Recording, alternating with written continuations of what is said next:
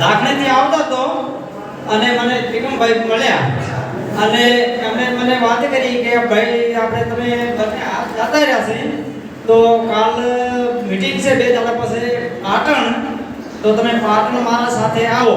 તો કીધું હું મારે બંને હાથ નથી, મારે કોકની સેવાથી જ મારે પાણી પીવાનું, ખાવાનું, તમામ બીજો જ સેવા કરે છે. તો કોણ કરે છે? તો કે મારો ભાઈ.